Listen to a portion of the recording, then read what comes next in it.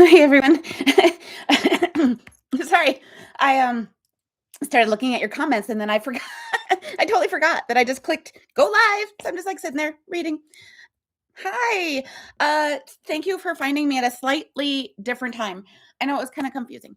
So I just want to say thank you, and you're here at the right time.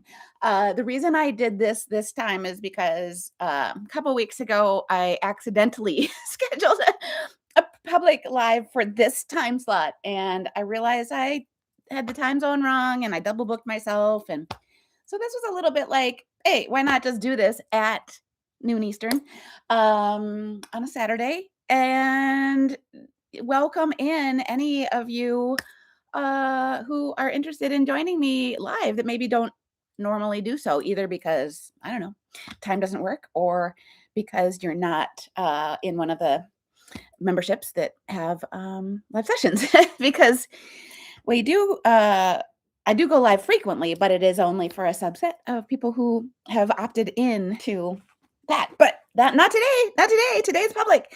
I don't always do this on YouTube, but I often will say the date. So those of you who are like brand new to me, like, welcome.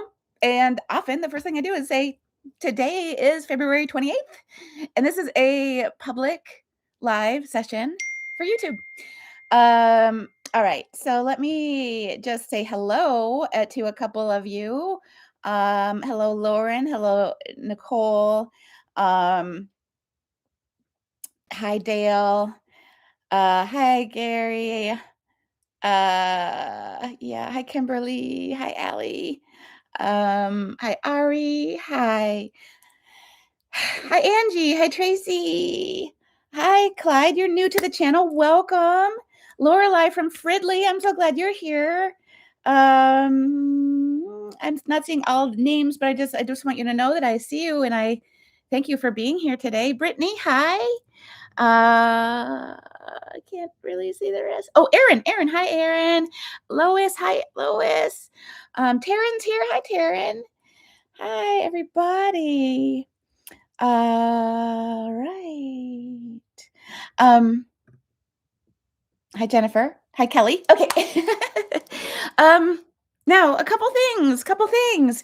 Again, this is a once a month-ish public live that you'll also be able to find on replay. So whether you've found me here on this Saturday or catching live, I just want to say thank you. Those of you who have been here a while always hear me say that whether you're joining me in real time or whether you're catching a replay, you contribute your energy to this conversation. So I'm so glad you're here whenever and however. All right, so let me take a sip of my coffee. One of the things to know about me, if you're new here, is I often drink coffee from a beautiful handmade cup. It's one of the things I collect. I collect three things now. I used to collect nothing. Then I started collecting teapots. And I happen to have my collection right next to me. Let me just, since I can give you a visual aid, why not? This was the very first teapot I ever bought. I bought it on an art fair in Amsterdam, like 25 years ago, maybe more. And that turned into a teapot collection, but then I ran out of space. So then I decided to scale down and start collecting handmade cups, which take up less space and also conveniently break from time to time. So because I actually use them, whereas the teapots I didn't use. So that's two things I collect, but this is a good segue. This is a beautiful segue into other things I collect. I'm like listening to what they want me to. Oh, okay. I am now officially a collector / addict to liberating objects, artifacts, art pieces, whatever, that depict aliens and or alternative versions of spirituality. And so now I have a resource. And so I get shipments from time to time. And this was one that I wanted to, they suggest I share with you. So this is an object. Now, what I want to show you is, first of all, any of you who are familiar with the Egyptian Pantheon will recognize the Ankh shape. As I zoom in, you'll probably feel like some of these glyphs are really familiar in terms of context of Egyptian spirituality and mythology. However, this was not found anywhere near Egypt. This was found in Mexico. And another thing about this piece that I want to share with you is that it absolutely depicts alien. So this would be like an alien head. That represents Quetzalcoatl, who was actually an alien that walked the earth, and then later kind of they rewrote history and call it. He's now known as the feathered serpent god. But so that's something else to know about me is I collect things, and I'm going to be sharing them with you as they come into my life. I have a couple more that might want to be shared today. But first, because this is open to the public, and because I want to just invite you into my world a little bit, I want to just like share with you a little bit of my story. That's, I think, what Saturdays are going to be, or at least these monthly public ones, is I'm going to kind of take a step back from some of the real deep stuff that we do in what we affectionately call our adult swim conversations. That's inside the membership here on YouTube. But this is for all of us in this community, whether you're brand new here or been here for more than a year now. So the reason that I wanted to pause, because if you're brand new here, you don't know what I mean when I say, like, hang on, I'm listening. You'd be like, what? So let me like tell you a little bit of backstory, and then we'll get into like your questions and stuff. So first thing that you should know about me is that I'm like a normal person. I went through a spontaneous spiritual awakening. It was not anything that I was seeking out, though it's also not accurate to say that I was, a bystander. I had an active role, but my whole objective, my whole intention, we use that word a lot here, intention. My intention was to connect to my higher self, which I defined as the version of me that has lived all my past lives, or that's how I would have explained it in the past. I define it slightly different now, but anyway, for the sake of this story, at that point in time, I defined my higher self as the version of me that had lived all my past lives. And I thought, what a wise version of me that would be to like talk to, like imagine being able to ask questions of and have conversations with the version of your soul that has lived thousands of lives and learned thousands of lessons. Like that's what I was tuning into. And I did. there's a longer version of that story, but what you need to know is I connected with my higher self. And a really important piece of that puzzle that I want to like give a shout out to was I did one QHHT session. That's Dolores Cannon's method of past life regression. And I did it in person in Minnesota, actually I drove like an hour and a half away to a practitioner in kind of a small town. I live in Minneapolis, but I got other than Minneapolis practitioners that I was finding were like months out to get an appointment. So I found someone close to me who only had a couple weeks wait instead of a couple months wait.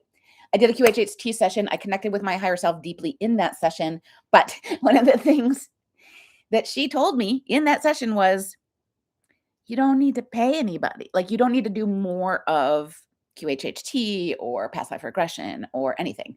And that was absolutely true of me. And the first thing you want to hear from me is that's true of you too. All of us have the ability to connect to our higher selves and beyond. I mean, that's where I started, but that's not where I ended. And that's what brought me here. I'm just listening. Oh yeah. Because I still haven't explained to some of you newbies of what I mean when I say I'm listening. All right, let me jump ahead to the story, give you some context, and then I'm going to look at your questions because I can already feel the great questions in the comments, and I haven't even said hi to everybody yet. So let me fast forward. So I had that amazing QHHT session. I got a huge amount of insight, including, "Psst, you don't need to pay anyone to do this. Now that you've made the connection, you can do this yourself." And so I did. And one of the very first things I did is I bought a set of dowsing rods. That's what these are. Um, I often say they're 100% copper, and that which is actually it's like more like 99.99 or something like that. So, and anyone can learn to use these. Another variation on the theme of divination is a pendulum that looks like this. It's typically crystal or some kind of stone on a chain. You definitely want it a chain made of metal. You want natural materials is the point. You don't want any plastic and stuff like that. My divination tool of choice, though, is the divining rods or divination rods. So let me tell you a little bit about what this was like for me when I first got started, because not only was this spiritual awakening spontaneous, again, I had the objective to talk to my higher self, sorry. But that was it. And I did that. And I was like, cool, I'm good. And then essentially my higher self was like, oh, we're just getting started. Anyway, so my higher self did advise me to get a pair of dowsing rods. I just ordered them on Amazon, nothing fancy. I did some Googling how to get started with dowsing rods. I was super nervous. I didn't even take them out of the package for at least a few days. And I finally did. And I was so nervous, but I was like, when I really tuned in, I remember noticing that I couldn't really figure out if I was more nervous that the rods wouldn't do anything. But I was also nervous that they would, because like that would freak me out. So when I tuned in and when I was like, not even taking them out of the package, or like then I took it out, but I didn't hold them the right way. I just was holding them like this, like, yeah, I was kind of like nervous on both extremes. I was nervous that they wouldn't work, and then I was nervous that they would work. So finally I just kind of like, well, I bought them, I should try them out.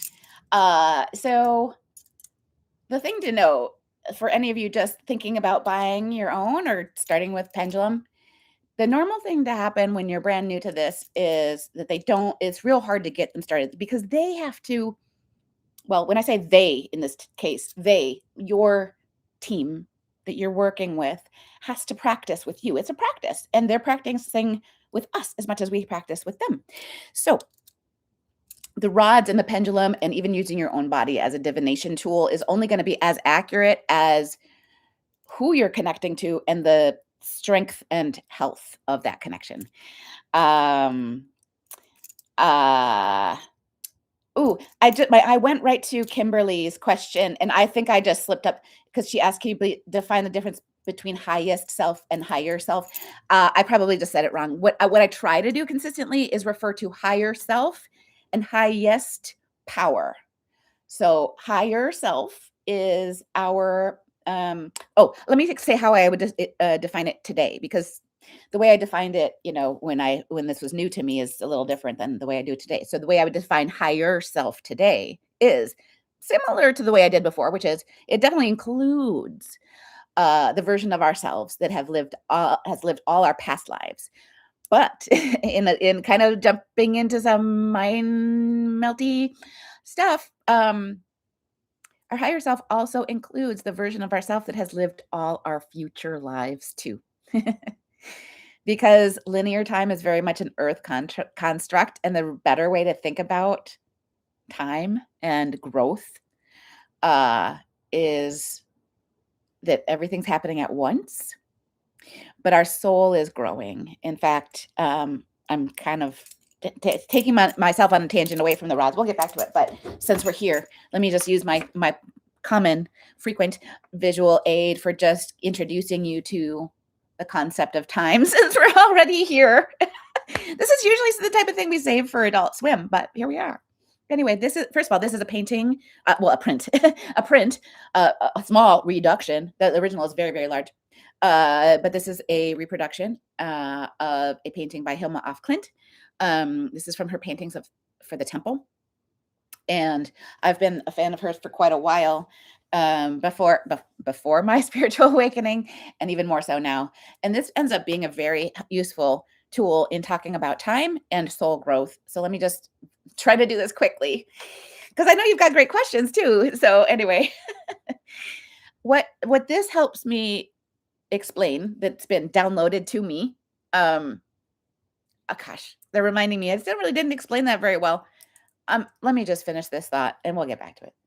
I want you to imagine that the baseline here is actually what we think of as linear time on Earth. So, from left to right, you might think of this as the first day of our soul's first life, the last day of our soul's first life, the first day of our soul's second life, the last day of our soul's second life, et cetera, et cetera, et cetera. So imagine that linear time and multiple lives moves this way if we want to think about it in a chronological way. But now I want you to imagine that in the center, that's present. So conceptually, we've got a whole bunch of lives behind us and a whole bunch of lives ahead of us, and we're in this present moment. But this is actually not how time moves outside of Earth. Growth and time, kind of quote unquote time, or space time, moves up. We are growing this way. We're not living multiple lives. Well, we are. You could kind of think of it that way conceptually. Metaphorically, we're moving this way. But in actuality, in our actual growth path, we're moving this way, this way. So I'm just listening.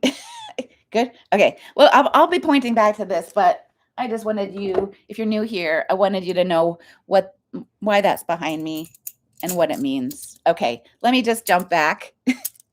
You'll also notice that these live sessions are like, ooh, they want me to say this. Nope. Now they want me to say this. So I get a little distracted, but I do want to return. My human self wants to return to explaining the dowsing rods and showing you what happened when I first started.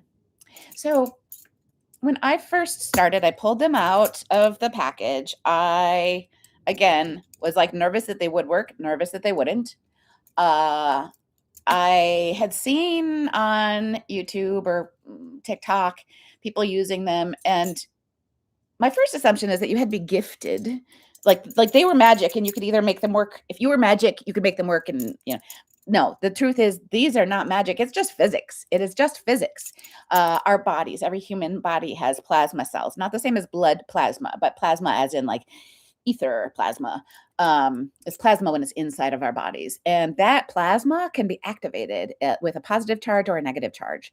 And so when we connect to, for example, our higher self or beyond, our higher self or whomever we're connected to can send a message to our cells, our plasma cells, and those cells either activate a positive charge or a negative charge. And when our body is carrying that charge, then copper dowsing rods are going to behave in a particular way. So first of all, let me just show you what it looks like when no energy is moving through them. Well, they're made up of two pieces of copper. One is an L-shaped just rod, solid rod. I don't know if you can see, it's solid copper, L-shaped. And then the other piece is this, I don't know, what is that, 4 inches, 5 inches tube that the rod is into, and then there's a little stopper at the bottom so it doesn't slide out.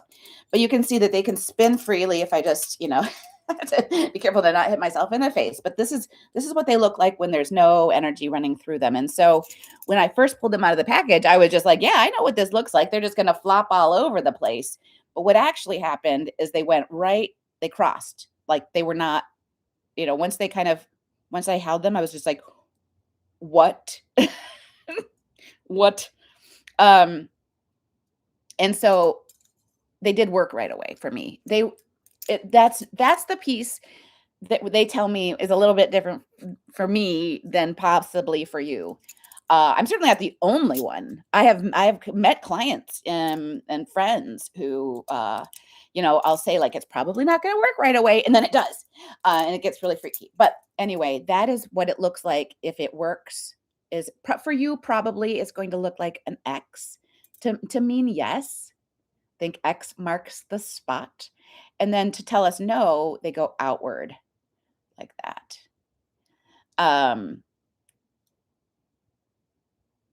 Okay, I'm listening. Oh yeah, they're saying you still haven't explained what it means when you say I'm listening or stand by. Let me just try to do this quickly. So I met my higher self. And then, and what I learned, and this is, I'm passing this on to any of you getting started. The very first thing you want to do, and I do teach a whole workshop on this, and I'm going to be reteaching it sometime in the next month or two. But there's a process to protect yourself. Oh, sorry. I'm definitely hearing like we're going to do the pyramid of white light, but I'm right now. Yes, right now, because we're getting into it. We're getting into it. Let me illustrate in chronological order what is important about this practice. And you don't have to like do you don't have to be interested in actual divination to follow along in what we call the inner divinity community or journey. Lots of us do this without anything specific, but there are some important things about it that I want to share with you. Oh, my eye just went to Yanette's comment. Hi, Yanette. Oh, you have a volleyball tournament today. Good luck. But Yanette has a pendulum, and it feels like she's learning a whole new language and codes. Yes. Thanks for sharing that, Yanette. And I'm so sorry for all of your comments that I'm just kind of ignoring because I just like, I could tell that they wanted me to start with some foundational stuff, especially for those of you who might be catching this on replay and you've never seen me before. They're also reminding me that some of you might know me from like past chapters of my life. And you might be like, what? This is Emily. What? What's she talking about? So anyway, welcome. Hello. Surprise. To those of you who know me as a business consultant. You might also know me as a bereaved mother. I have, for the last 15 years, I've written a blog about what it's like to lose a young child. So some of you might be finding me from that path. So however, wherever you're finding me from, welcome. Surprise. Let's get back to this though. What I like to illustrate to you is I check. This is a yes. And so I was just checking. And again, I have yet to explain to you what I mean by who I'm talking to. But before I got into that, I wanted to just check, oh, should we do the pyramid of white light first? Yes, we should. So let me bring you into this part of my practice. But before all this, I was medium woo-woo. I had very little tolerance for, oh, blessed be, like blah, blah, blah, ritual. I don't know. Woo-woo. I describe myself as medium woo-woo. I was curious. I was woo-woo curious. But I was not woo-woo full on. Nope. And so when I was newish in my spiritual awakening and I was getting these downloads, first from my higher self and then beyond, which I'll say more about in a minute, they would tell me things like, okay, now you're going to chant. And I'm like, chant? I'm not a chanter. You got the wrong girl. That's what I said multiple times. I'm just like, I think I'm not a chanter. I'm not a whatever. I'm not an altar person. I'm not a divination person. So I had human resistance for sure. And then the responses that I got every time was until now. So one of the things that I really had a lot of low tolerance for pre-awakening and post-awakening was kind of like, I would sometimes see people who are like doing some kind of protection spell, like I call in protection of the elements and the four directions and the blah, blah, blah, and I was just like, what? I can't, what? Like, what's the checklist again? I would get checked like, oh, okay. And I was like, that just feels so, that just doesn't feel necessary. Is that necessary? Is that really necessary? And they're like, no. Now, that being said, the people who do these very complicated protection spells and calling in support from all the whatever, that it's not to say that that is a waste of time or doesn't work. It's just that my question was not what's the maximum I could do. My question was like, I got low tolerance for this woo stuff. So you're gonna have to be real selective about if you're asking me to chant, you better like pick your battles. Because I got a lot to learn here, and I'm not going to turn. There's no way. I can't imagine myself going from here to like some of the real woo woo people I've seen, and they're like, no, we don't need you to do that. We just need you to do some basics. So let me share some basics with you, and I'm going to use my little booklet. It was a month ago now, right? It was a month ago to now. Now we were just getting ready to meet each other in Mexico. And so I made these books for my Mexico retreat. And so we have like little cheat sheets in the back. Again, if you're brand new here, I do in-person retreats now. Yay. I'll say more about that at the end, but I don't want to sound like a commercial. I want to stay focused on what I'm doing.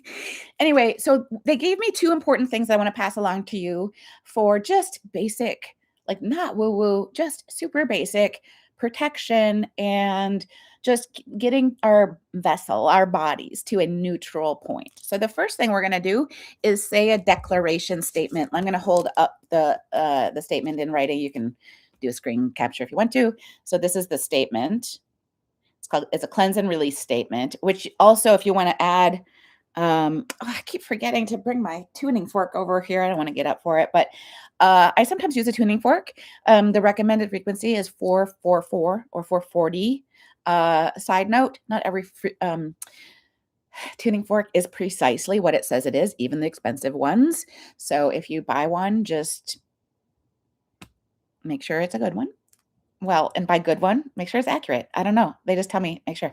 Anyway, so let's read this. I'm going to read this out loud. I'm going to do it 3 times. I'll do it once slow so you can do it with me, and then I'll just do it once regular the way I do it myself. So here's your screen capture. Chance one more time. Now, I demand release from all influence, communication, and control of thoughts, feelings, words, and deeds. I'm going to do that twice more fast. I demand release from all influence, communication, and control of thoughts, feelings, words, and deeds. I demand release from all communication, influence, and control of thoughts, feelings, words, and deeds. Part of the reason that they advise us to do that 3 times is it's even though it's not a very long sentence, you might not do it right. In fact, I don't know if you noticed, but I just did that. I glanced away and I switched up the words. It doesn't matter. I got all the words in there, but I did it. I flipped 2 words around. So that brings us to neutral.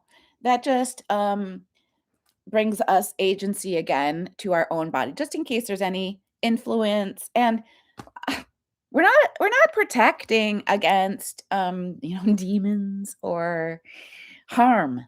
We are just calling back our own sovereignty. We are reminding ourselves that we are in control of our experience. And so this statement just reminds us and reminds any residual energy that we're in control here.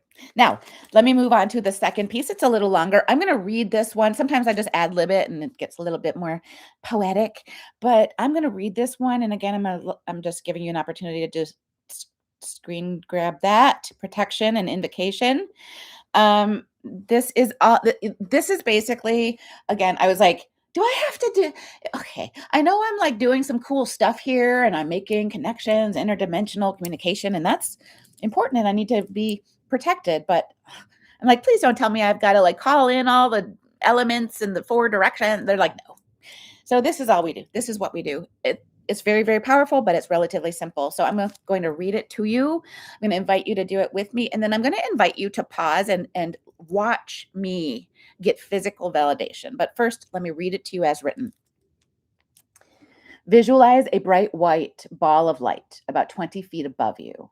Imagine its healing and protective energy emanating in all directions.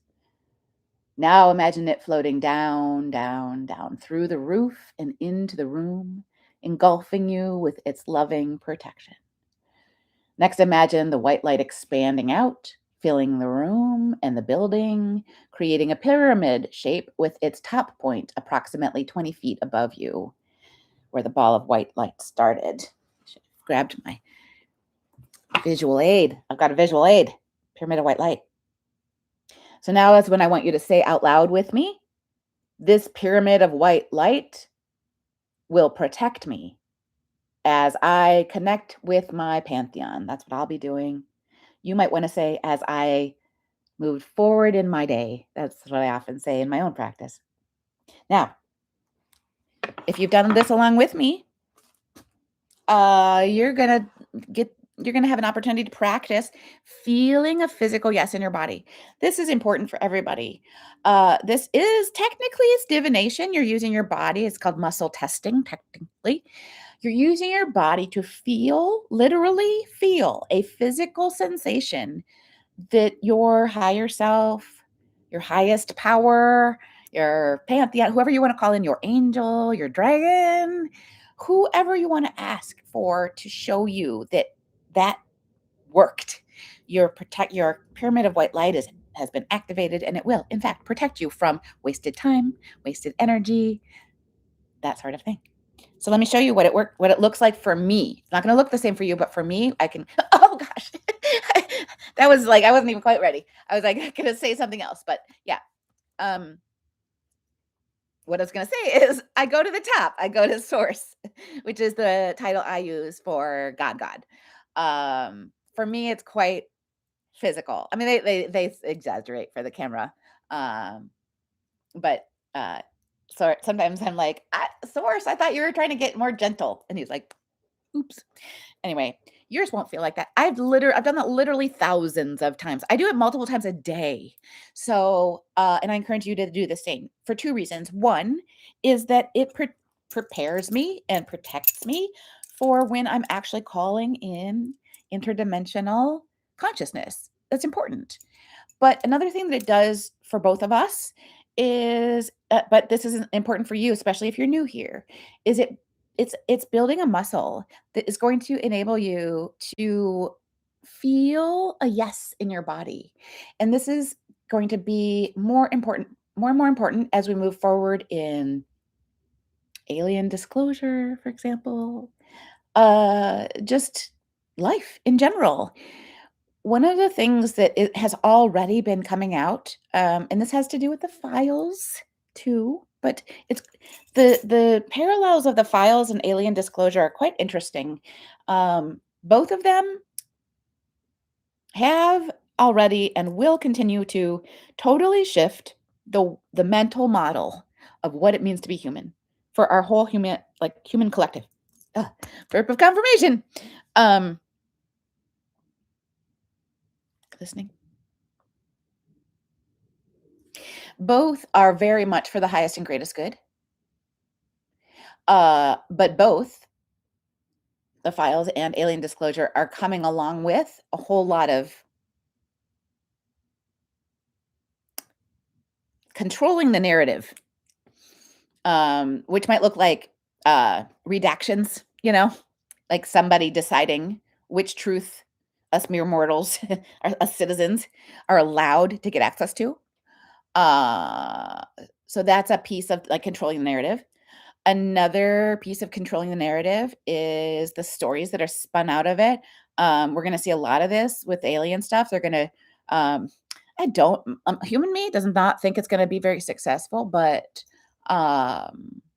there is warnings that governments, particularly the American government, will try to convince American citizens that the aliens are coming to attack us and only the government will be able to protect us. Blah, boogeyman. Which of course is not true. But we're going to be seeing messages that are intended to have us believe a certain thing. And that's the bottom line is It's a very important for all of us. Doesn't matter what country you live in. It doesn't matter who you voted for. It doesn't matter whether you're like here because you are excited about motherships or you're here because you don't even know what I'm talking about when I say aliens. Or you're here because you disagree with what comes through me. Okay.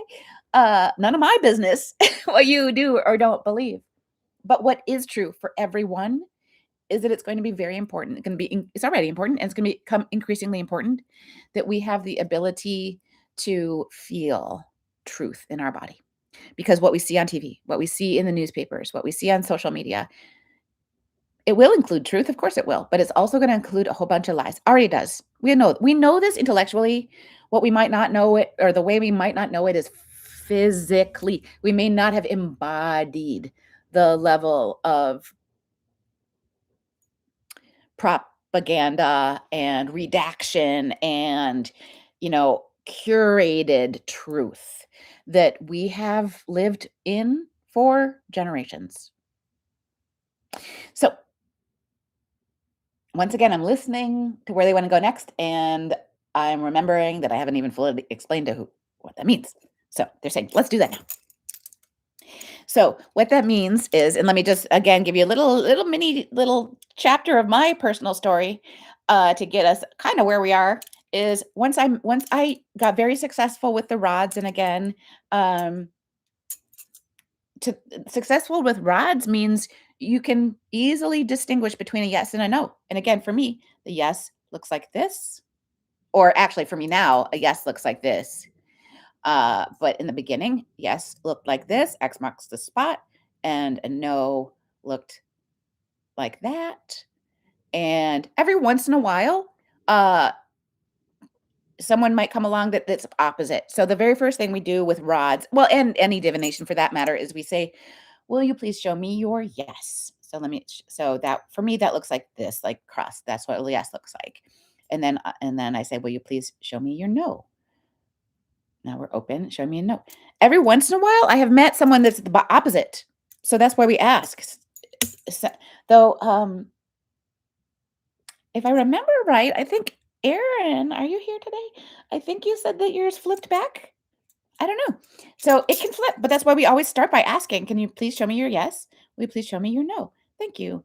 Now, don't make the mistake I did, and many people do when they're new to rods, which is like, hello, anybody out there? Yes, yay, let me start asking you questions.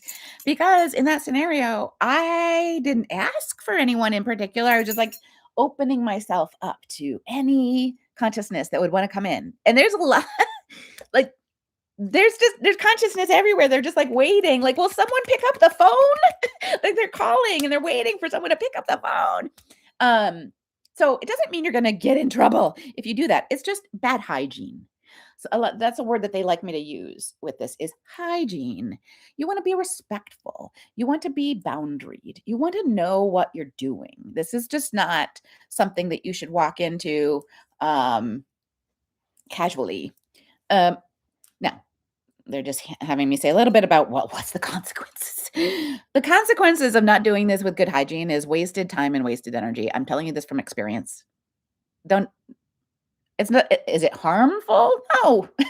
Could any of this, could an interdimensional being actually harm me? No. But if I was to have poor enough hygiene for a long enough period of time, I could harm myself. I could just waste a lot of time.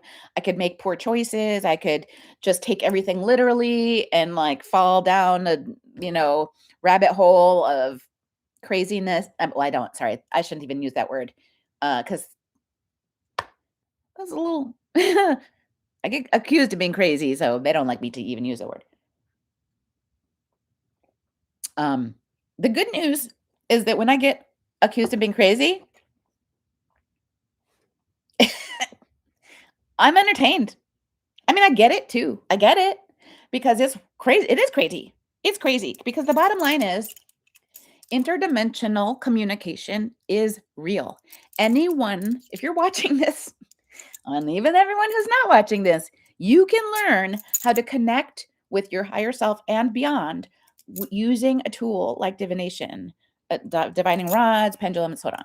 So I went from connecting with my higher self. So that is after you get your yes and your no, or actually technically beforehand, yes. The first thing you want to do is call in who you want to communicate with, because the best way to know who you're connected to is to ask for them. So the way that I did this in the very beginning is I said, I had the intention to connect to my higher self. So I would say, if I'm connected with my higher self, may I see a yes, please? Yes, thank you. And may I see your no, please? Thank you. So that is how I did it in the beginning. Now, one day, and that was exactly how it worked for many days. I don't remember how many days, but then just to illustrate, one day I was like, am I connected to my higher self? And I got a no. And I'm like, okay. And so that took me on a journey. And I'm not going to go into detail of that journey, because I have that on another live that you can watch. It's a public live. So just go back if you want to see more not more interesting, but more detailed version of that story. Bottom line is, I jumped all the way ahead. First, I connected to angels in general, then my angel, then my other angel, then my dragon, then the Pantheon gods, and then the very last thing they told me was, "Oh, by the way, we also express as aliens." And I'm like, "What?" Like, my first reaction was like, just like, I'm not a chanter. I'm not a I'm not an altar person. I was like, I'm not an alien person. I barely even thought twice about aliens. And they're like, "Oh yeah, we know. We know. But we express as aliens. We express as gods and we express as aliens." And I'm like, "Well, that's cool. I mean, like, that's cool, but I don't care." Or like, of course aliens are real, but okay. And they're like, "No, no, no, no, no. We need you to know this. We need you to understand this. We need you to talk about this." I mean, that came later, but here, that brings me all the way to today, that now I have an entire uh large pantheon of gods and aliens that I can pull in and ask for guidance and get answers to your questions. And there I've I don't know how many I have. I don't know the count now. For a long time, I counted it as 26 members of my pantheon. But there's more now, because new ones come in all the time. This booklet has sort of my core pantheon, which are broken down into 3 groups. The Council of 9 is the leadership group, and then within there, we've got Team Balance, Team Humanity, and Team Earth, and so on. I won't try to explain it all, but I also have the Egyptian pantheon. So that's the coolest part. As those words are coming out of my mouth, I'm like, there's a lot of coolest parts. That's one of the coolest parts. One of the coolest parts is how I went from being very anti-religion. I was raised in a Christian household, but I was turned off by it by a really young age. Um, and so all the way to my moment of, spontaneous spiritual awakening, I was just like, uh, God stuff? What? No. But that's again getting back to like one of the many most surprising parts, or most fun part, or whatever. What did I say? Um, all the gods are real. All of them are real. Every single one, from every tradition, every religion, they're all real. Um, the problem is organized religion is man-made. Organized religion uh does carry truths, kernels of truths. Every religion does. Um, but every religion also contains a whole lot of I'm listening to what word they want me to use in this time around. Um, control mechanisms. The Bible was absolutely not written by God. Um, there's a lot of things that were left out of the Bible that would have been more accurate than what was put into the Bible. And again, it's not to say that the whole entirety of the Bible is false. It's just not um, meant to be taken literally, and in fact, it's meant to be taken with a huge grain of salt, knowing that it's was primarily a control mechanism. Uh, some of the decision makers were fairly successful at convincing themselves that they were doing the right thing, but what I'm hearing is uh, the curation of the Bible um, was a whole lot like the curation that is attempting to be happening now with alien disclosure. Um, it's not gonna work with the alien disclosure, but it did work with the Bible, which is to say that certain books were eliminated that were more mystical in nature, that would have allowed people to learn some of the things that I can now teach you, how to go inward to go upward, to really understand that we don't need a middleman. We don't need a church. We don't need a guru. We don't need to give a bunch of money. We don't need to follow a set of rules. We just need to go inward and find joy and do the right things for the right reasons, not because we're following the 10 commandments or some other, man-made list, but because, yeah, of course we shouldn't kill each other. um, all right. Now they're telling me to go to your comments because I've just been chatting. Thank you. I mean, the whole point of me being live is to like see your questions and your comments and let you talk to each other. So I'm glad you're doing that. But I'm sorry that it kind of might feel to you like I'm ignoring you. So apologies. Um, uh, I just want to say I didn't even say hi to very many of you. Hi, Soul Riser. Hi, Steve in California. Hi, Ari. Hi, Kayana. Gary, did I say hi to you? I don't even remember where I left off. Lois, did I say hi to you? I don't know. Aaron, hi. Dirk's here from Munich. Hi. Nicole in Chicago. Carrie. Carrie in London. Hi. I appreciate my eye went right to your comment. She says, I'm so excited for these sessions. I feel like I'm learning more at this period of my life than ever. I just want to say I feel honored and privileged to be able to do this. I learn in these sessions when I'm talking to you, when I'm actually recording these sessions, I don't retain a lot. I mean, a lot of it is just like coming through me. Obviously, I'm just doing my best to make sentences out of these thoughts that are coming in, but I don't remember a lot. And so, as often as I can, I try to go back and I watch the replay, and I'm like, "Oh, that was interesting. Oh, I don't remember that part. Yeah, I don't remember anything about that whole part, the whole conversation." So, I would agree with you, Carrie. I learn from what comes through this. I don't say that like from ego. I'm just like, "Whoa, cool." Um, anyway, uh, mm, uh, ooh, yeah. Oh, Carrie, you're just, I just saw their note about you. You had the dragon book moment. And again, the dragon book is a story you can catch on another public live, but the shorthand version, when I say the dragon book story, uh, it is the story that helped me move from the place that I was for quite a while, which was, and they're saying, pull up the rods for this part of the story. I would be like, is this real? They'd say yes.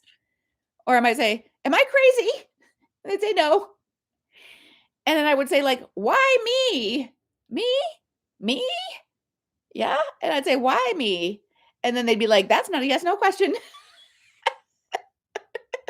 So anyway, eventually, I did get kind of an answer to the question of why me, and the short answer to that question is, it's not just you, it's anybody. Anybody can do this. So I stopped answering the question. I stopped asking the question, why me? But it took me a while to stop asking the question, is this real?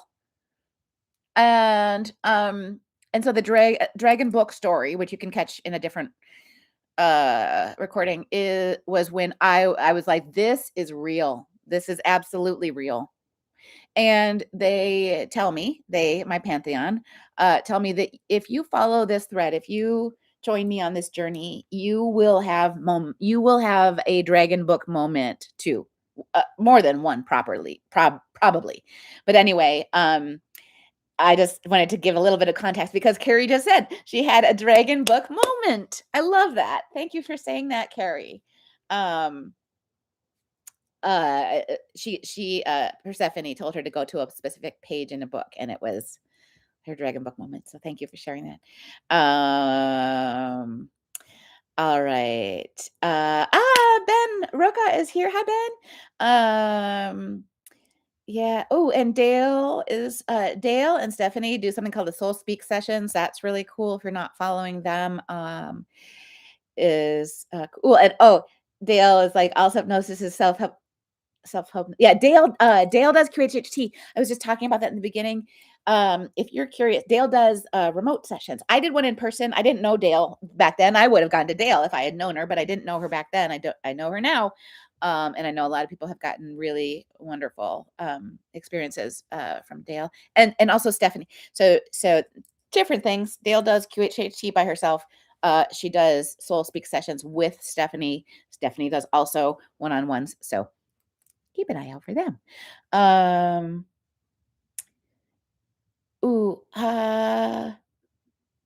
I'm seeing Sandy's question. Do you find that the energy coming through your hands is different for each deity? No. I wish I did. They can make their energy feel different, but they actually think it's very funny to give me a hard time about it. And so I have a couple secret handshakes is how I refer to it. Certain things that I look for when to make a pure connection. Especially if I'm connecting to say source, and I'm asking source to confirm a public video script that I'm about to post or I'm about to record or something like that. Like it's important. There's like these certain special things I do. But I don't do it every time because I don't know. I don't have that relationship with every deity either. So anyway, to answer your question, no, it doesn't feel, in fact, it often feels the same. And they think it's hilarious when I'm like, Enki? No. Hercules? No. Hecate, you're trying to make me think you're Apollo and Hercules. So they think it's funny. So all right, I'm gonna catch up with your. I kind of feel some things that they want me to talk about, but I just want to kind of catch up with what's on your mind too. And for those of you who aren't yet part of the community, I set up this live that anyone can watch, but to make a comment, you do have to be a subscriber, but you just have to click the button. You don't have to even wait. I could have made you wait. I could have said like, you have to be 5 minutes or something. And I'm like, no. So anyway,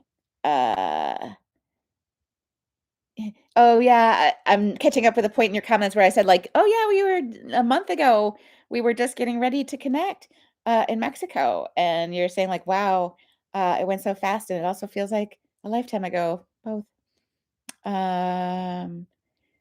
Oh, Aaron, who was with us in Mexico says, I hardly recognize the person I was then. We all really did quantum leap. I was told that before we went to Mexico, I was told that all of us, including me, would experience a quantum leap in Mexico. And I believe we did. I didn't actually take a poll at the end, but I think it's fair to assume we all did. All right. Carrie, I'm caught up with your next comment. You say, anyone else find themselves getting stuck on this bit? Source energy is so nice. I lose focus. I know. I mean, Carrie, let me back up and say that I did not connect directly to source for well into my process.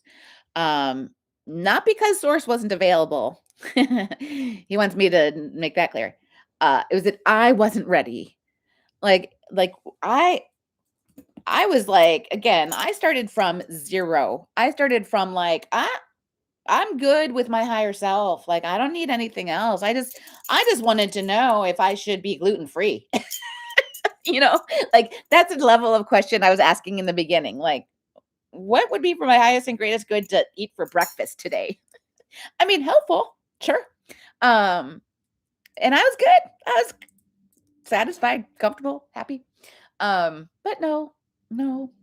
Uh, Source was there. This is kind of Adult Swim-ish. And again, that's the term we affectionately use inside of the membership lives. Those are our smallest group conversations. It's getting harder and harder as this group grows, but I do have a goal in those live sessions to answer every single question that comes up in the comments. This today we'll see how I do. I don't know. I'll do my best. Oh, and we do those conversations 3 times a week, or at least twice. Technically, I skipped. Normally, we would have like membership conversation Saturdays at 11 a.m. Eastern, but I just decided to just save all my energy for this conversation today. But if you want more of that, if you want more of this, there's an abundance of it within the YouTube membership. I also go live once a week on TikTok. Where was I going? See, this is what they do. Oh yeah, Source. So now I know. Now I have the relationship directly with Source. And again, God. It doesn't matter if you can use the word God, you can use the word Shiva, you can use the word Allah, you can use the word God, Goddess, Mother Earth. I don't know, whatever. You get to decide. I use the word source because that is the word that Source prefers. And I also use a triangle, sometimes with my hands, sometimes, literally I wear this necklace every single day. You see that? It's triangle. I don't just wear it every day. I literally don't take it off. I put it on and I've never taken it off. They reminded me, actually, I did take it off one time when I was in Sedona. I was, oh, this is a weird personal detail to get into, but I guess they want me to share because this is the type of thing that can happen if you follow on this journey. And again, I went from like super skeptical-ish of anything that smacked of woo-woo. Like things like, I mean, I say the word timeline shift all the time now, but that was something that I really resisted. I did not like talking about timelines. I did not, I was not even convinced that there was like benefit to like, I don't know, charging crystals under the full moon or something like that. And now fast forward to, I am a person who, the last time I was in Sedona, which is like my happy place, I was told to remove everything. I was told to remove everything, including the very sacred thing, a couple rings, and this necklace that I never take off. And I was in Sedona, and they said tonight, it was like overnight, they said, take everything off, be thoughtful with the jewelry that you've taken off, let it charge by itself in the Sedona energy. And then they just wanted my body to be like unencumbered. It was my last night in Sedona. And so I just did this big charge. But anyway, that was literally the only time I've ever taken off this necklace since I got it. I don't know why they wanted me to say that. Apparently that was important. I mean, in a way, that's something to notice, that I cannot believe that that's just like one more detail that I like. The me that I was before all this would have never believed that any of these things would be true, let alone that I'd be on YouTube publicly saying, hey, hi, let me tell you about my spiritual awakening. Let me tell you about like how I can connect to God. Anyway, here I am. But let me finish that thought, because I do want you to know that when this all started, I was so satisfied with my higher self, and then I got to angels and so on, and then I got to Greek gods to begin with, which was the one and only framework of spirituality that ever really anchored into me. So I knew, so when I heard this like whisper of Hestia, I'm like, I could have sworn I just heard the name Hestia. And then I would, this was when I was, in the early days. And so I was like, uh, okay, hi yourself. Can you help me out here? I think I heard the name Hestia. Yes. And I'm like, I feel like Hestia is a name I heard in Greek mythology. Yes. And then I Googled it. Hestia, goddess of hearth and home and hospitality and warmth. And I'm like, oh my gosh. And then I was like, wait, am I literally connecting to goddess Hestia? Yes. And so that in and of itself was a huge, like, I was just like, whoa, whoa. And then I had to go through a whole cycle of, am I crazy? Is this real? There was no part of this, no step along this way that I did not stop and check and make sure I was not crazy. Spoiler alert, I'm not. There's whole lot of people in my comment section on my public stuff that, remind me that there are doctors for these problems. And that's just an indication of old earth. And I get it. Again, I wouldn't have been, I wouldn't have jumped into this, my old self. But let me just explain. So again, Hestia came in first, and then I got kind of like a whole avalanche. It felt like every day that I would go into session and I would connect with my higher self and my angels at that point, and then they would bring in someone new. So I met Hestia, and then I met Gaia, and so on. And I met the goddesses first. I met Lilith, Hecate. I feel like I'm forgetting some. Oh, the Morrigan came in fairly early. So I was meeting all these super interesting goddesses. And then the first god to come in was, I'm going to ask, was it Poseidon? Am I remember? So Gaia brought in Poseidon to tell me about water. They all came in to tell me about their areas of expertise. So Poseidon came in, and then, yeah, and then later Neptune. And I'm like, wait, I thought you guys were separate, the same, or got all confused. And then they're reminding me, and this is like the god side of things, because I got a whole bunch of goddesses, and then the goddesses were bringing in the gods one at a time. And so I met, again, Poseidon, and then Neptune, and then Zeus. And I knew from, again, I knew Greek mythology, and I'm like, oh, Zeus. Zeus. And the first time I met Zeus, he came in when a group, and the way I would know that I was meeting more than one at a time is I would start with my higher self, angels, and so on. Then I would ask, is there anyone here who I have not met before? And every time I got a yes, then I would first say, is this new guest here for my highest and greatest good? Yes, great. We'll keep going. And then it became like this process of figuring out who it was, male, female. I don't know. I can't even explain to you how I would get to their names, but they would just tell me. And then I would say, I think I just heard Zeus. Zeus is here? Yes. So, and then I would be like, oh, okay, nice to meet you. But then I would just be like, okay, is anyone else here? Yes. So then I would just like meet the whole group. And then be like, holy shit, Zeus is here? And so that happened once. Like I met this group, including Zeus, and I was kind of freaking out. And I was journaling. I would keep track, and I was doing a lot of voice memos and written journaling. If you're doing this, please do that. Please record what comes through. It's really important. You think you'll remember everything, but you will not. I'm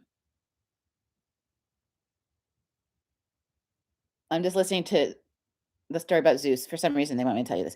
So I met the group. Zeus came in. I was kind of freaked out, but I was sort of like, it wasn't quite as overwhelming because he was just like the group. So I was just connecting to this collective. But then the next time I went into session, and I was like, I guess I think that they're telling me I was connected to my angels. So I'm like, oh, am I connected to my angels? Yes. Is anyone else here? Yes. Have I met them before? Yes. And then I'm like, and then I just felt this overwhelming message of Zeus.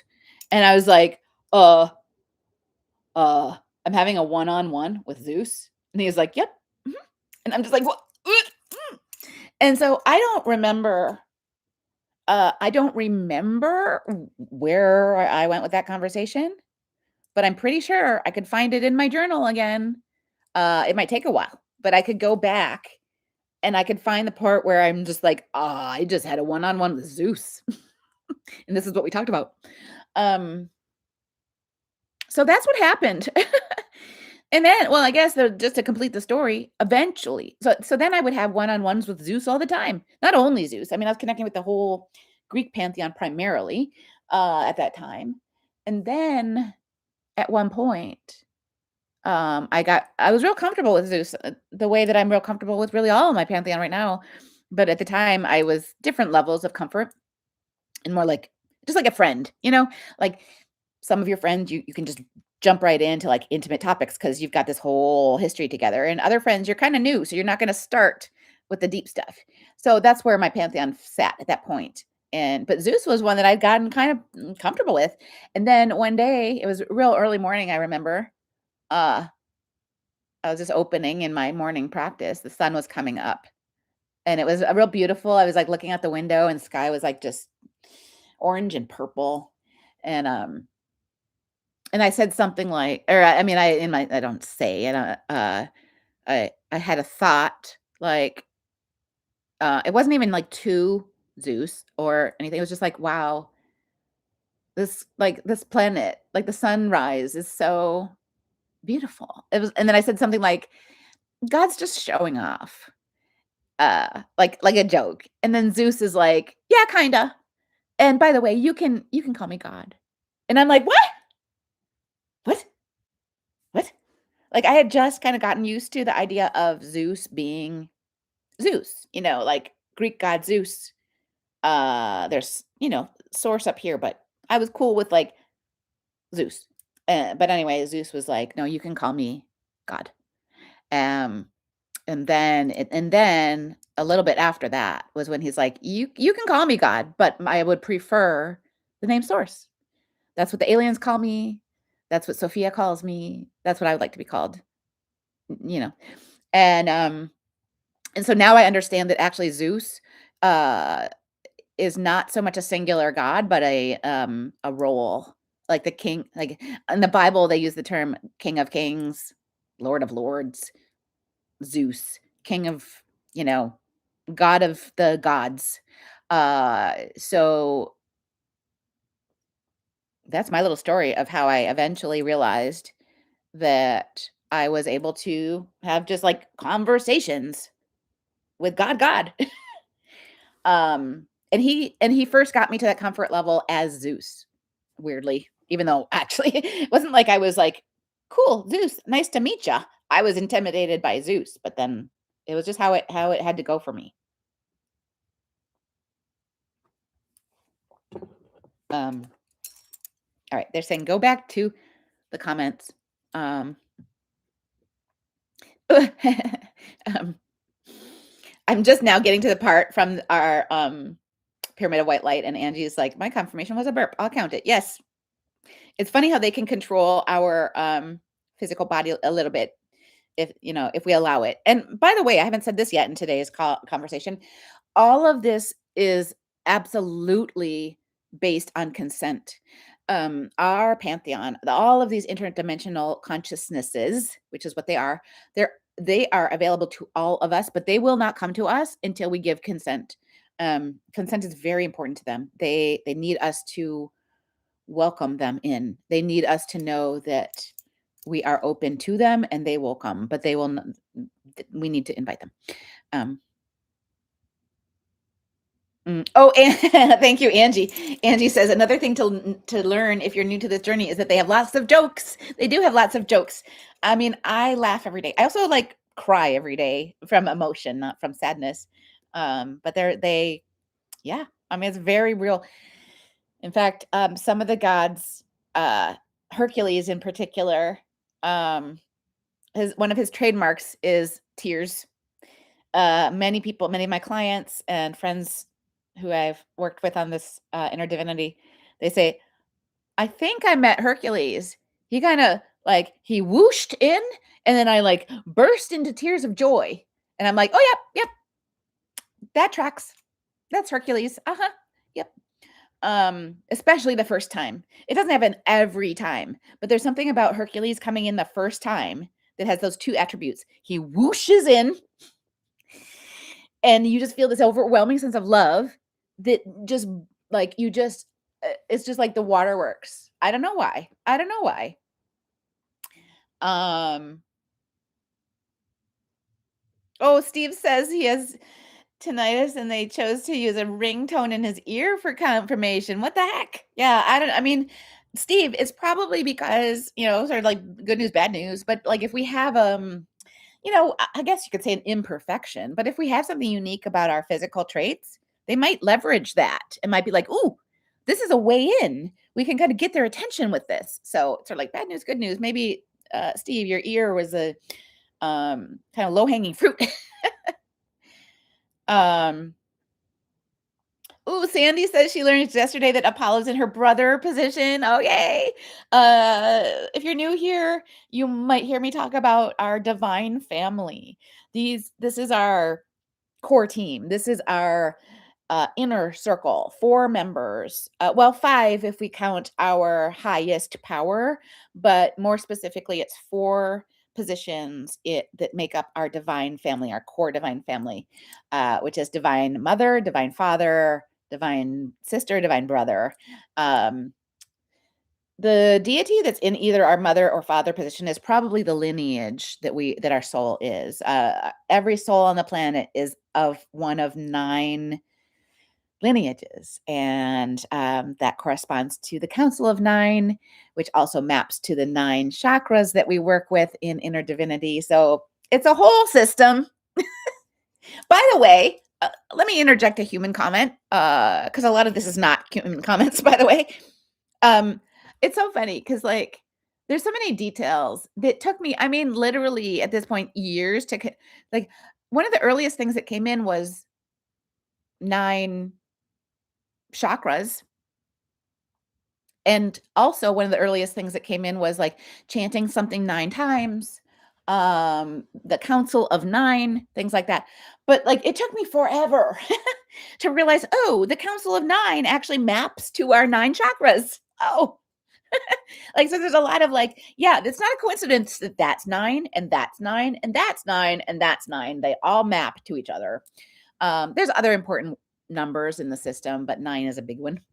Oh, anyway, the Council of 9. So we're all of the lineage of Council of 9, and so I'm of the lineage of Lilith. She is in my mother position. So that's just kind of some little tidbits. You'll hear more about that if you stay along this journey. Oh yeah, John. Hi, John. I didn't say hi to you yet. John is replying to Angie saying, "Oh yeah, you mean tricksters? Oh yeah, tricksters. That too. Just playful, both playful and actual jokes. Yeah, they're different. Tricksters are part of this system. Tricksters are very important teachers. Apollo is my personal trickster, and I say that with love. And I wouldn't have said that in the beginning. Nope. No. I did not have a good relationship with Apollo in the beginning. I was like, oh God, Apollo, get out of here. I did not invite you in or whatever. Well, that's a really good example, actually. Apollo would slip in, and I'd be like, I did not invite you in. And he'd be like, uh-huh, exactly. You're getting a little lazy on your boundary setting, your hygiene. And so I'd be like, oh, right. And so then I would go right back. I would demand release from all influence, communication, and control. And so that's just a little anecdote about even when we get messed with, even if we feel like we're being tricked or joked, um, they wouldn't do it if there wasn't a benefit to us. They are not. What's coming through is like they got way too much to do. They got more important things to do than just like mess with us for the sake of messing with us.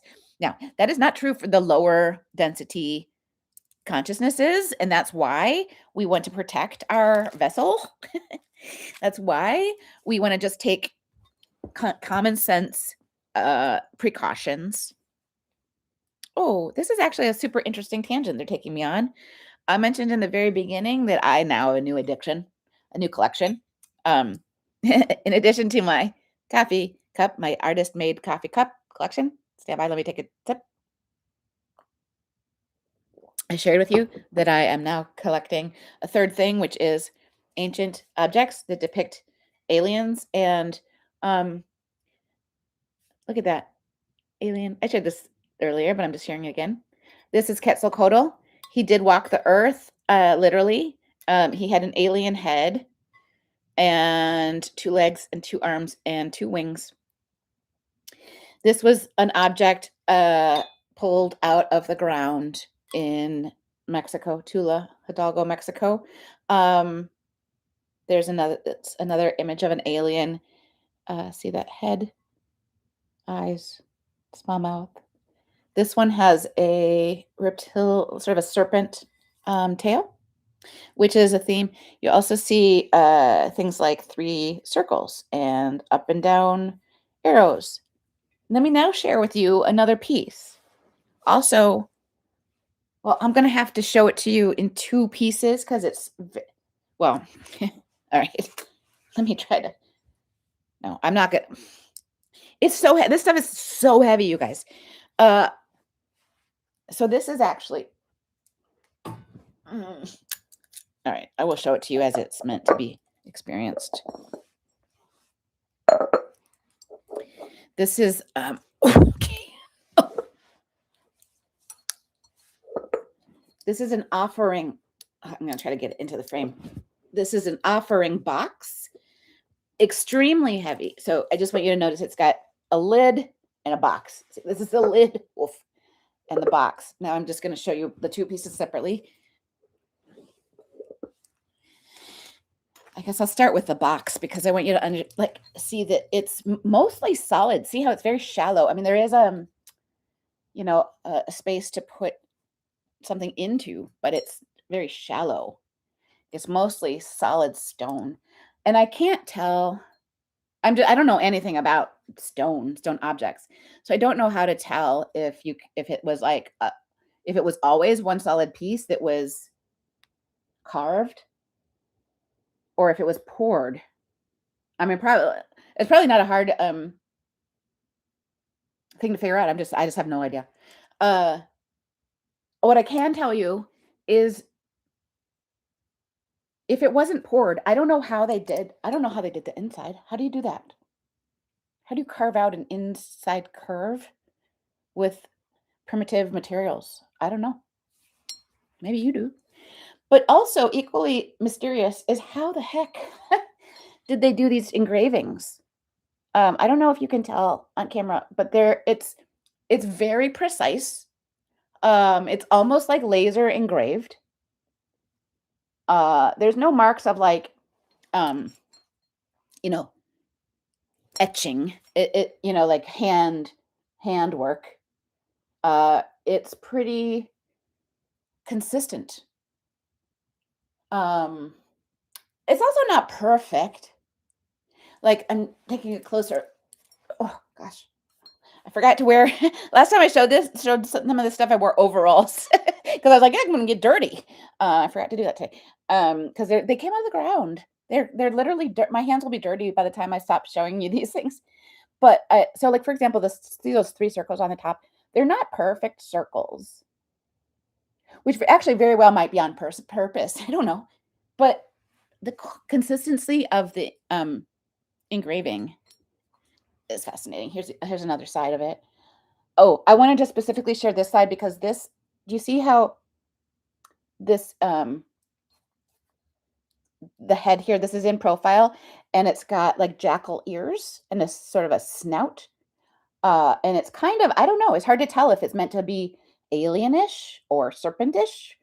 But what I can tell you, because my team told me, is that this is meant to be a representation of the equivalent of Anubis. They in Mesoamerica they had a different name, but it was the same god, mostly associated with male pronouns. There's like a side story to that, but anyway, that's meant to be Anubis. one of the gods of the underworld. I'll just keep showing you the sides. Here's another side. That's an alien head in the middle in profile. And then I don't know, maybe sort of a gesture of a spaceship. Looks very mechanical to me. And I think this is the side that I started on, but I'll show you this one again. Alien in perspective, holding the planet. This is the side when I have it in its normal spot. This is the side I put out as like sort of front. It makes me think of an alien. Like it makes me think very symbolically of aliens, or more broadly, maybe gods supporting us, like helping us, or wanting to anyway. I'll point out this, unfortunately, this came a little bit damaged. It was shipped to me, and see those chips. So that's what the stone looks like on the inside. And I haven't done it yet. But my plan is to send away I saved the chips, and I'm going to send them away to see what I can learn about the material, how old it is. I don't know. All right, that was the box itself. And again, it was meant to put, like, offerings would be put inside of it. And then let me show you the lid. The lid is also very heavy, very solid. See how it's shaped, very thick. It would go into the box. And I don't know if it was like really meant to almost like compress. They show me kind of like maybe flowers or, vegetation of some kind that would get sort of like pressed and then maybe smoked. I don't know. No, but I want to show you the lid. I do think that they were made at different times. I think this is probably a replacement lid. I bet the original lid broke, and then this was made to replace it. Couple cool things about it. It's got 4 holes that they've told me was used like for pegs that would represent, I don't know, family members or harvest or some intention. We talk about that a lot here, so that's kind of cool. But there's obviously damage here. But if you're familiar with the Boogosphere, look at the texture of the undamaged part. Remind you of the Boogosphere? I'm going to flip this around and show you the inside. Does that remind you of Boogosphere-ish stuff? And then now let me show you the sides. This is very Ankh-shaped, not exact, but Ankh-shaped. This is a hand with a pine cone and a watch. If you've watched Ancient Aliens, you might have some context for like the watch. What's the watch? What is that? What? This is supposedly ancient times. What? I keep going. I don't know what this is, but it's kind of like the Eye of Horus, sorta. And then this kind of looks very spaceship-y to me. I don't know. Anyway, I wanted to share that with you because I think Saturdays are going to be my show and tell days. The main reason that I had this on my mind was because I wanted to share about Anubis. And again, that was, the jackal-headed god of the underworld. Now, Anubis is the name that they used in Egypt for the same god. And last fall, when I met the Egyptian Pantheon in preparation for doing the Divine Egypt event in New York, I met Anubis, and I invited Anubis to show me an AI rendering, or to collaborate with me on an AI rendering of what Anubis wanted us to imagine if we try to imagine a visual of the god. And this is a project that for those of you brand new here, for a couple of years now, I have collaborated with my Pantheon using AI, and I interview them and I ask them how they would like us to imagine them. Like if they had a physical body, what would they look like?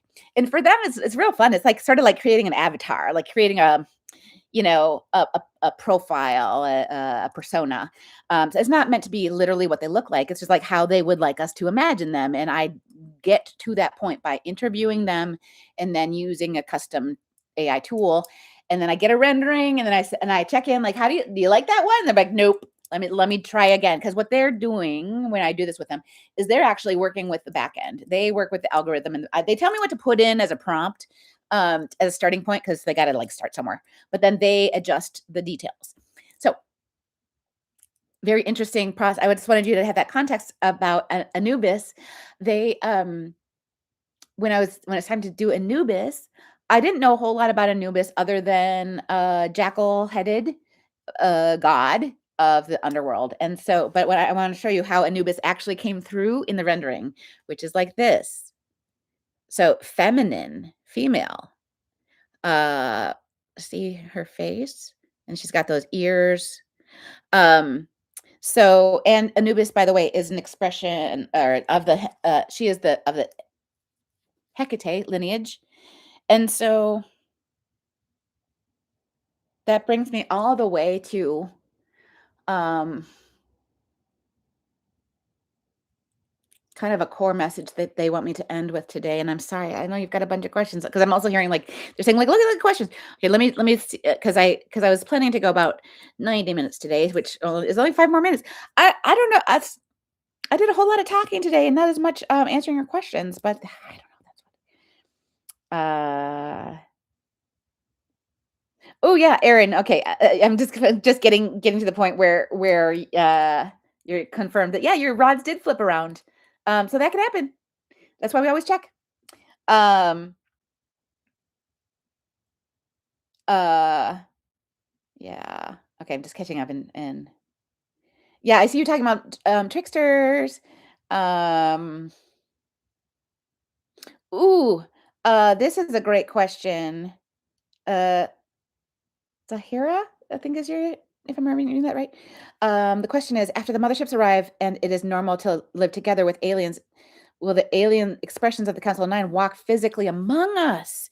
Okay, I have asked this question before, but I will just illustrate how we can get answers to questions like that.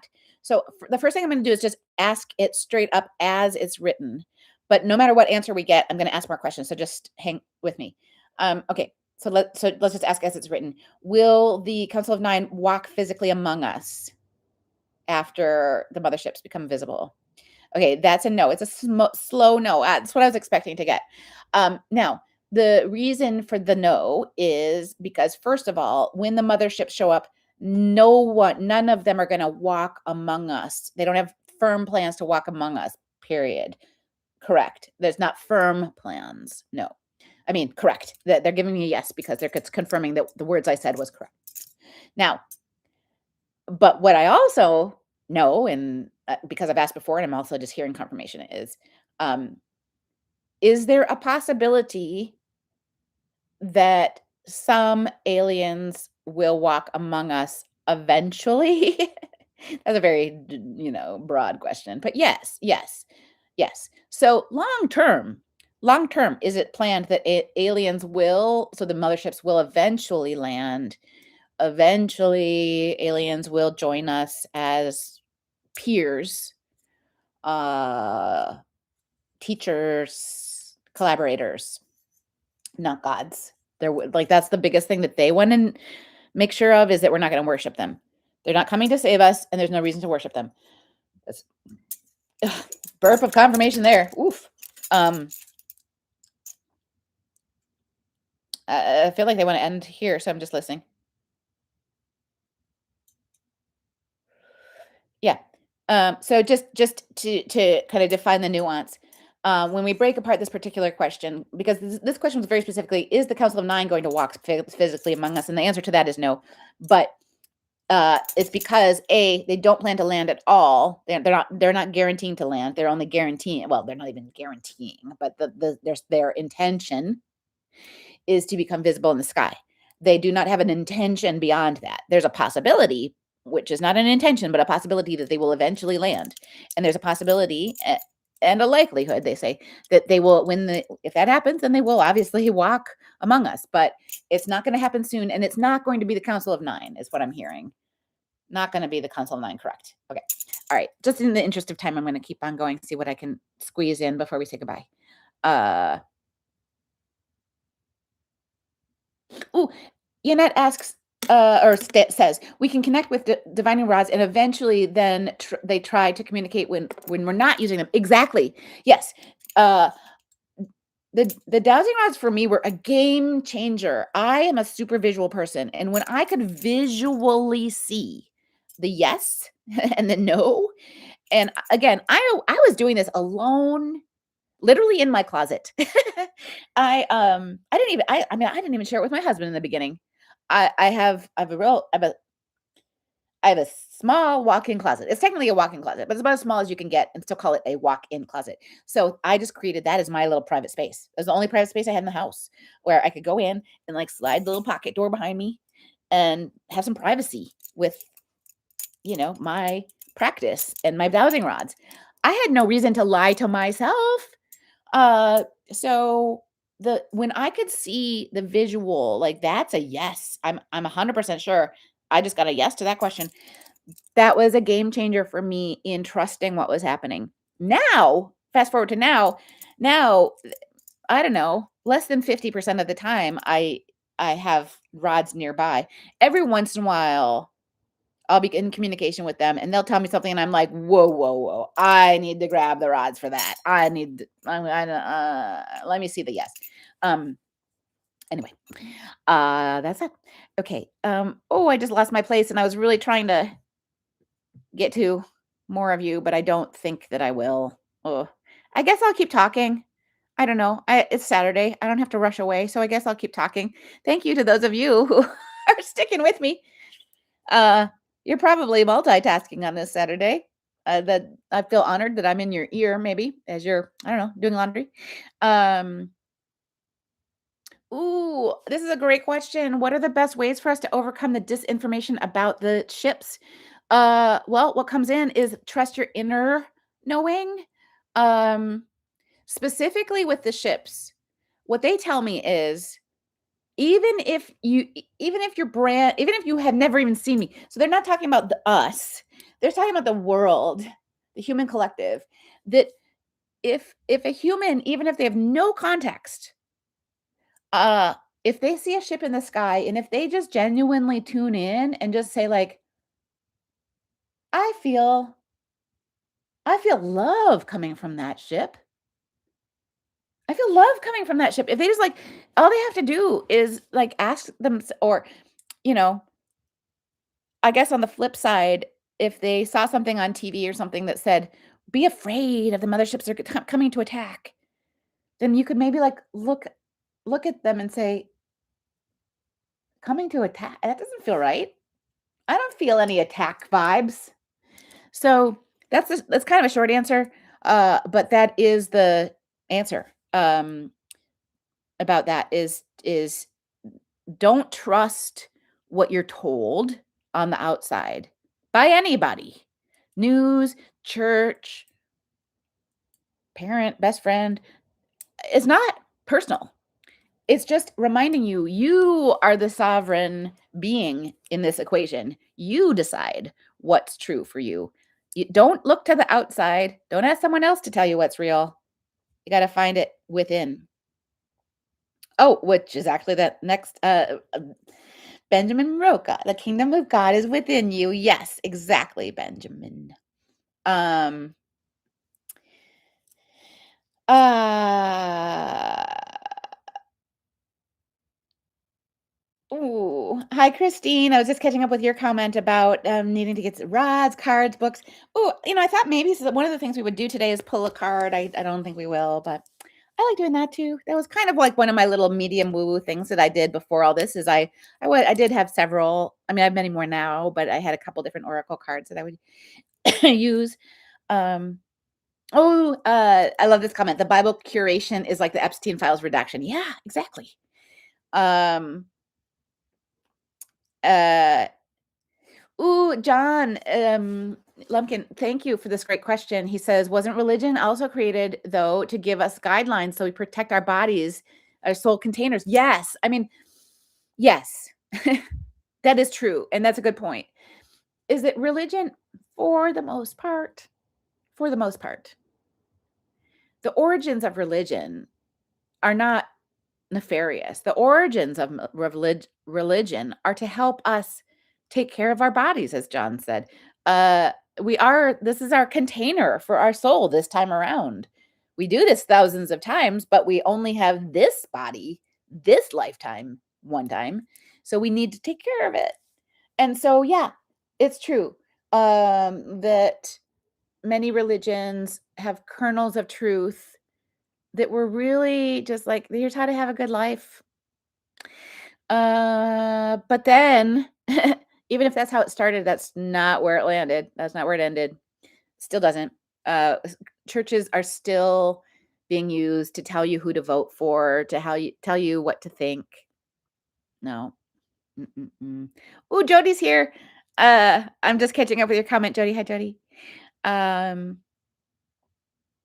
Oh, Eva's asking, how do I explain that dragons were real? I don't know. I mean, what I'm hearing is don't try.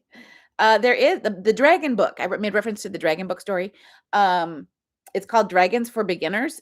You could that's actually a decent book that talks about how dragons were real. So there's the answer. Look for the book called Dragons for Beginners. And then John follows up with kind of a second question. John would like to know what dragon entities are and how they work with us. I will save that for, since we're just trying to say goodbye, I feel like dragons could take a whole session. The short answer is dragons assist with our darkness, which is not the same as evil. Darkness is the other side of the coin of the light. We all have both. We have light and darkness, just like we have masculine and feminine. Darkness is very powerful and helpful and healthy. What's not healthy is shadow, but shadow can be unhealed darkness or it can be unhealed light. Shadow just means unhealed part of ourselves. And also what's not healthy is evil. Evil is not the same as darkness. Evil is man-made energies, and those energies occur when humans make choices to harm other humans for their own gain. The Epstein files is riddled with examples of evil. However, what I do want to say, and we don't have time to go into detail, but I do want to say that the most evil is not even in the files. There's a lot of evil in there, and that's also why my Pantheon always tells me to tell you, don't go digging into the details. There's nothing to gain for most of you. Some of you, they do tell me the example is if you are so far on the love and light woo-woo end of the spectrum, for example, there's other examples, but that's one example. But there are some people who are just like, love and light, and there's nothing's wrong, and blah blah blah. Like the whole the classic toxic positivity. People who fall into that category actually would probably benefit from digging into the files and really facing the truth of what evil looks like. There are some people who will benefit from getting a deeply embodied understanding of what evil looks like. But most of us don't need that. Most of us do not need that. Most of us just need to be putting one foot in front of the other, finding joy in our life. Back to dragons, though. This is. I'm not going to do it. We don't have enough time. But this is the deck that they told me to have on hand. Speaking of, is the secret language of darkness, soul light transmissions from the shadow. Now, I just want to say this use of the word shadow is not the way I use shadow. So I would just cross that off and just say soul light transmissions from the dark side of your energy. I really enjoyed this deck. If you're a deck person, this is one you might want to put into your collection. Let me jump back to the comments. And like I said, normally I try to end at 90 minutes. That's a lot. It's a lot for me. It's a lot for you, but it's Saturday. I don't have anything that I have to rush off to today. Let's see. Oh, I see that. That was all a tangent off of dragons assist with our darkness. If you want to learn more about, well, I don't really say dark dragon energy, but I would love for you to find me on Medium. You can find me everywhere by going to divinemagic.com/find me. That's Divine Magic with a CK at the end. If you go to find me. You can see, like, here's me on Medium, here's me on YouTube. You found me on Medium, YouTube. Anyway, the last article I wrote on it for Medium was all about that dark energy, and I find it fascinating. I hope you do too. It's one of the things that I find really, really unique about inner divinity as it was channeled to me. Because again, all of this was channeled to me. I was like basically a blank slate. I was raised in a Christian home, and I even graduated from a Christian high school, but I was resistant every step of the way. I stopped going to church as soon as I was old enough to stay home alone. I resisted, I mean, I tolerated the religion in my high school, but I never took it into my heart. So I was a blank slate. And again, medium woo woo. And this is all so different from what I understood to be true, but now brings so much joy to my life. So much joy. And it's all learnable. There is nothing about me that makes this possible for me and not you. Everything I do, you can do. It takes a ton of practice. And that in and of itself is part of the initiation, because if you're looking for something that's going to be easy right away and then successful long term, just easy, this is not it. This is not it. Because of this, we're growing. We're up here. We're not down here. Like, the down here is when you're just sort of like, punching the clock, living your life, whatever. If you're engaged in this information, if you're drawn to this conversation, we're operating up here. We're almost to source, which just means that we're going to be like taking on another whole journey, whatever our soul chooses next. But we're so close.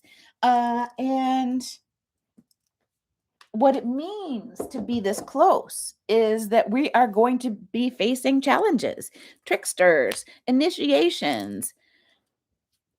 It's hard, and it takes a lot of time and a lot of work. But I have never done anything in my entire life that was more rewarding. So thank you for finding me. Thank you for being on this journey with me. That kind of feels like an end, but I also thought that they wanted to see a couple more comments. So let me just skim. Um, Oh, here, Steve brings up a good point too. He says he feels like things are slowing down, lack of progress. Yes. Steve, that sounds like you're at a plateau. That's another really frustrating place to be. And I was at a couple different plateaus. Just keep going, Steve. Just keep going. Even a plateau is a lesson. It's a little bit like going to the gym. If you have a physical goal, you're trying to shift your body in some way. Sometimes you have these bursts of progress and then you plateau and another burst comes eventually, but you don't know when, but you just got to hang in there. Ooh, Yannette is saying Hecate makes herself known. Yeah. So it's likely that I can't remember, Yannette. I just don't retain a lot of memory between sessions, but did we talk about your family? Is she in your family? I'm sure she is. Let's see. Oh, Venky is here. Hi, Venky. Hi. Yeah. I wish I'm just like, oh, I'm supposed to say, I don't know. I'm not supposed to say goodbye. Oh, hi, Marina. Yay. She had a quantum leap too. Oh, and Carrie's saying that she gets a little bit of our PV Mexico energy when you listen to the meditation track. Yes, yes. That is very magical. It was completed while we were there. The ocean sounds that you hear in the beginning and end are literally were recorded there. This, and then added there to finalize the track. Which is another segue. If you're new here, and if you're a member, if you've become a member, then you get free access to 2 meditations every month. We did the last one a week ago. And so just see the pinned post, or I guess we don't get to do pinned on YouTube, but just see the membership post that explains how to find the meditations. The meditation method itself was channeled to me, mostly because I was like, I'm not a chanter, I'm not a meditator. I've tried them all, they don't work. And my Pantheon was like, well, you have not tried them all. And we can give you a version that works for you because we know you. So here you go. So I do the version that works for me and I teach it to you, and it works for a lot of you too. All right. I'm gonna keep going. So thanks for those of you hanging in there. Uh Marlene's asking, when you connect, are you using rods or in meditation or both? That's a great question. I actually have to think about that. So I use the meditation practice, the one that I was just talking about, the one that I do inside the membership twice. Well, I do it on Zoom, but you have free access to it if you are in the membership of any level. I begin every day, every single day, unless I have to rush off to the airport or something. I do the meditation practice. Sometimes I do the short one, sometimes I do the full one. There's 2 versions on Spotify and so on. So I begin my day by, well, actually, the very first thing I do is this and this, and then I do the meditation. And it's not uncommon for me to get downloads during the meditation. Early on, I would be like, "Oh, wait, I'm doing it wrong," because I'm distracted by these insights that are coming in, and they're like, "You're not doing it wrong. We're doing it. That's what we want you to do." So one of the things about my practice that I teach, the way I teach it, they told me to teach it this way, is that's a big difference from other meditations where you really try to clear your mind. I mean, you do kind of try to clear your mind. It's not like you're trying not to clear your mind. But, if a thought comes in, it could very well could be something that they're giving to us on purpose. So don't push it away, write it down. So, like, you can just pause, write it down, unpause, go back to the meditation. Because so anyway, I do get downloads during meditation, but anyway, I most of the time I start my day, I prepare to be a channel by doing meditation, but I'm not typically in meditation when I'm either using rods or just open to communication. And then, by the way, I close at night too.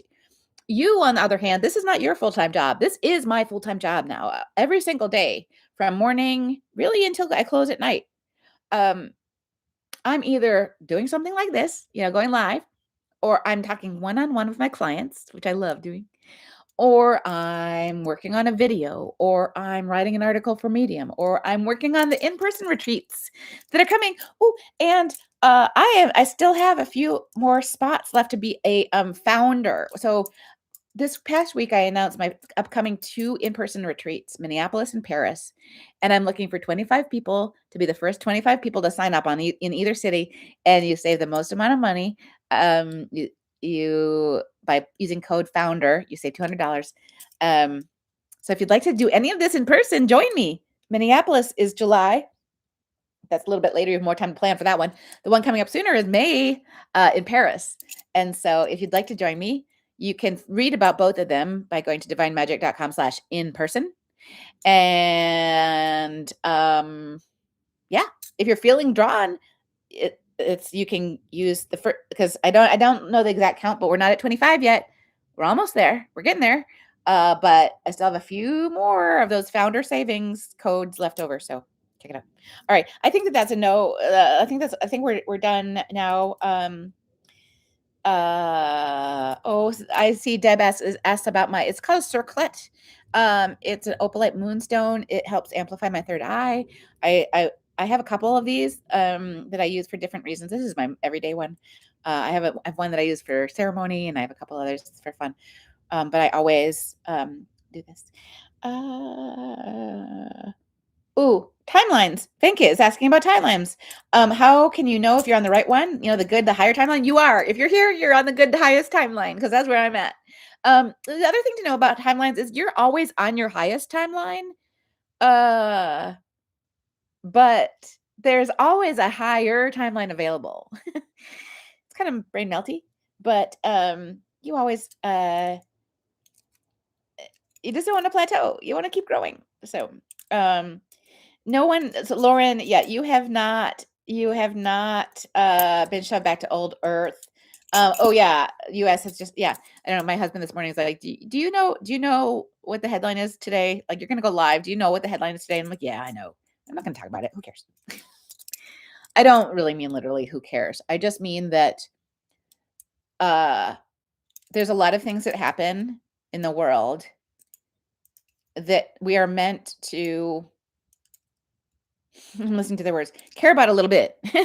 Like be aware of and care about because it has to do with the human collective. But don't put your energy into it. Don't embody there's nothing that I can personally do to change what's happening elsewhere in the world, at least as far as US going to war, I, I wish I could, but I can't. Um Oh, I just caught up with Kimberly's comment about having tears with Hercules the first time too. Yeah, I don't know. I don't know what's up with Hercules with the tears. The waterworks. Um, it's just his calling card. Uh, oh, Stephanie. Last week, she says the gods were flexing their biceps when they finished meditation was checking in with them and okay, yeah, Stephanie is when I don't know. I don't want to sound like I'm playing favorites, but Stephanie's been following my teachings for a long time and has had wonderful success. And one of the things that she and I both do, because I've taught this as part of the method, is when I go into meditation and when I sit at my altar, because having an altar is part of this too. But the altar is not, I mean, even the altar is not normal. It's not normal. Because when I think of when they told me they wanted me to have an altar, I'm like, I'm not an altar person, and I imagine kind of like that a typical altar that I've seen, where you're like worshiping an altar. It's not like that. Actually, in my altar, it's a circle. We sit in a circle and we put our intentions into the middle of the circle. So I'm not worshiping anything or anyone, but I work with my Pantheon for all of us are sitting in a circle and we go, well, it's sort of like going inward, but in this case, it's inward to the circle and then upward. It's really cool. And so what I do and what Stephanie does is I just kind of check in with the circle with my Pantheon, like before and after, and be like, we good? And so that's what Stephanie means when she's like, they were all flexing their biceps. I love that, Stephanie. Thank you for sharing that. Oh my gosh. I went to this, I don't know your first name. Oh, Mr. Wizard King is the handle. Found you in December of 25 and you changed my whole life. Oh, thank you. Thank you for saying that. And I will just pass on the credit to my Pantheon because everything that I teach you is from them. It's just my honor to teach this now. This is my full-time job. Oh, what colors are the 8th and 9th chakras? Let me, that's the type of thing that I don't have that memorized. I don't have my brain power to have that memorized, but I can tell you where to look because I've got this page in my little booklet that talks about the 9 chakras and each of the deities that oversee them. But these are the colors. And so 8 is, it looks gray in this, but it's platinum or silver. I don't know, imagine. And then 9 is black. So that's the answer. What was the book I just showed? Was that was I don't know when was it this? This is the book I made for the retreat participants for Mexico. I'm going to make, I don't know what it's gonna look like, but I'm gonna make a version of this for Minneapolis. I don't know what it's going to look like, but in your swag bag in Minneapolis, those of you who come join me, you'll get some version of this. So you'll have easy access to, for example, Hercules in his God and alien expressions. And somehow the book is going to include like the Council of Nine and the Egyptian Pantheon and now the Mesoamerican. Got Quetzalcoatl. I've got more gods that want to come into that. So yeah. All right. Oh, now I'm just reaching the comments from when I was sharing the artifacts. Yeah. So let me just slim. Here's a cool question about the artifacts. Is it possible to use energy magic to change the constitution of the stone for carving? I do think so. They haven't given me like definitive insight, but it's there's just no way. I don't know how someone would do this with our current tools. I mean, again, how do you make an interior curve with a hand tool. Now, again, maybe this was poured. I don't think so, though. I think it was. How do you get that, though? These are interior curves. How do you make that? And then just the consistency and the quality of these lines. Look at those lines. I mean, it's clearly like old. It's had some wear and tear, but man, I don't know. But it's a collection. It's a bit of an addiction, I think. I was hoping to share something brand new today, but it's stuck. It's stuck. I think it got cut up in the tariffs net. So it's kind of complicated because I can't log in to pay the fee, and my friend in Mexico, I don't want him to have to pay the fee. It's not his problem. So I have an object just like in limbo. Oh yeah. I don't know your name, but you just said the alien. I'm sorry that I'm so delayed in getting to your comments, but it's still fun. I'm still just gonna keep on talking. That alien holding the orb or holding a ball reminded, I don't know your name, but it reminded of Hades holding his ball that represents a soul. Yeah, absolutely. Okay, I'm sorry. Well, I shouldn't say I'm sorry. You're welcome. You're welcome that this is so long, but I guess this is just what we get to do today. I will say goodbye soon though, because we're almost at 2 hours. That's too much. That's too much. I'll say goodbye within 5 minutes. Thank you, Benjamin. Saying, like you said, felt teary when you said you've never done something more rewarding. Yeah. I feel like I am already on New Earth because I love every minute of every day. Well, I don't know. Maybe that's an exaggeration because I'm still human. I still have my human challenges. I still have bills to pay and, a living son to think about and worry about and, all that good stuff. But, all right. Thanks for your patience. I'm just almost there. I'm almost at okay, I reached the bottom. At least I don't just scroll anymore to see the last comment. So we can really conclude well. Yeah. Megan, you are asking about when connecting to your earthly angel, you were given the name, use the rods and the alphabet, you asked for confirmation and got confirmation. You don't know what it means. That is very common in this work. I cannot tell you how many times I received downloads that felt very important. That I might literally hear the words, write this down, and I'll write it down, and I'll be like, I have no idea what that means. And they're like, it doesn't matter. You will eventually. And so there's a whole lot of things that way later make more sense. Like, for example, as I said, like 9 chakras, council of 9, they map.